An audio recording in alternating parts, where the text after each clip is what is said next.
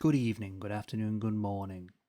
My name is Teacher David Adam, and today I would like to tell you a story of something I experienced in my life, and we can try and decide how to explain such a thing.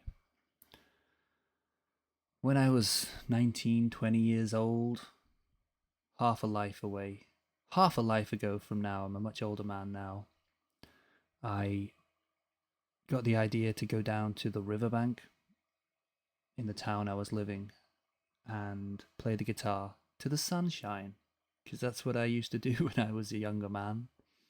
I used to just go and sing songs to the sun. So I took my guitar down the road, down the hill, and I got to near the river. I had to climb through some bushes, got to the riverbank, and when I got to the riverbank, I realized, well, I looked at the riverbank, it was completely covered in plastic bottles. I mean, like, you go to the beach and there's like a beach covered in stones or a sandy beach. This was the side of the riverbank and it was completely covered in plastic bottles. The whole floor was plastic bottles. It was like some reason like that corner on the river had somehow just collected every plastic bottle ever. The whole thing, completely covered in plastic bottles. I can't emphasize this fact. It was just the whole thing was just plastic bottles, thousands of plastic bottles. But I saw a tree stump, a log over in the middle of the bottles. I thought, okay, I'm gonna go sit on this tree stump and sing my songs to the sun. So I walked over these bottles, sat on the tree stump, and started to sing my songs to the sun. That's what I did.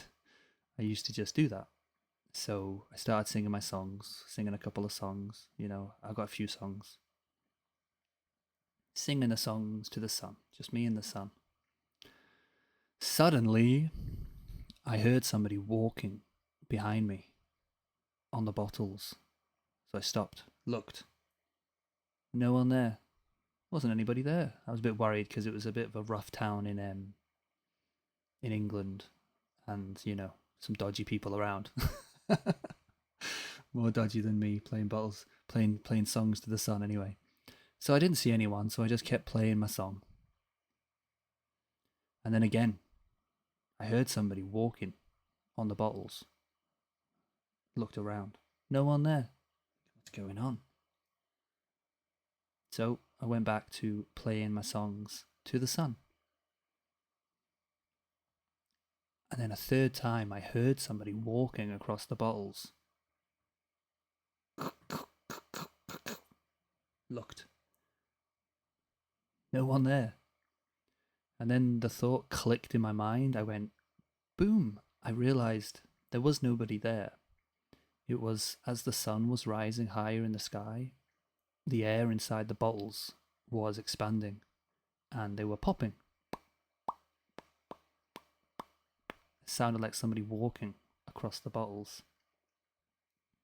So I thought, ah, people just like bottles.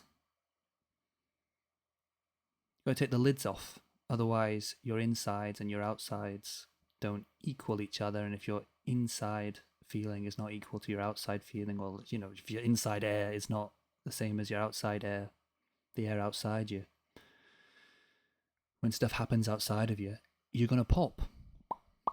You're gonna crack. You're gonna have some kind of expression or movement in your body. It's gonna cause a disturbing sound. So from that, I was like, okay, so people are like bottles, and you need to unscrew yourself, unscrew your cap off every so often. And I'd actually brought with me a pint of milk, just because I used to like drinking milk back then. So I had a little milk bottle that I was drinking while I was playing my guitar, and I thought, okay, people are bottles. I'm gonna find a bottle in this pile of bottles that matches my bottle, matches me. So I looked down and I saw another milk carton, the same as my milk carton, same shape, same size. Obviously, it was a bit older. And I picked it up and I took it back to the apartment I was living in. And I told myself I was doing this. You know, I bring in a person back to my apartment and I'm going to put them in the bin together, put them in the rubbish together. And I told myself I was going to meet somebody that day, that night. And I was like 20 years old. I had hair down to my chest. I was a scruff back then, proper scruff. I was not a respectable human being as I am now. Young, scrawny, long-haired guitar player, you can imagine. Anyway, put these bottles in the bin. And then that night, my friends had invited me out to the bar in town or whatever. There's a bar. And the second I walked through the door of the bar, just walked in. And I'm nobody. I'm really not like a special person. I'm not like strong or handsome, or at that time I was nothing. I was just a scrawny little long-haired rat person. But the second I walked through the door, a woman walked straight up to me. Never happened before, never happened again. A woman walked straight up to me.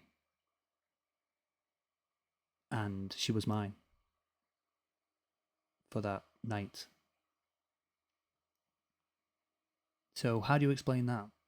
How would you explain that situation? Luck? Coincidence? From my video yesterday with the infinity shaped time, I'm more of like, so there's like magic. Did you do magic? Did you create the whole situation? And like just my mind power of that ritual that I created was somehow created the situation. Did I do that? No, I don't think so. Did I see the future and I was just doing something and telling myself a story about what I was doing, but actually it was a future event that was actually already destined, already planned, and I was just lucky enough to be free enough at the time that my actions were able to be like a pre-wave to the final wave. It was like a harmonic of the final event. That's what I think. So for me, this experience of seeing the future is a very common, normal thing for me. I've had these experiences before where I've done something with an expectation of a future event, and then that future event happens like instantly. Like as I do the thing, I tell myself I'm doing this because this is what will happen. Then it happens. But I don't think I make the thing happen. I think I was just able to free myself so much that my actions at the time were very much in tune with the actions of the future. So let me know what you think. You have a good night. Enjoy yourself. Thank you very much. Bye-bye.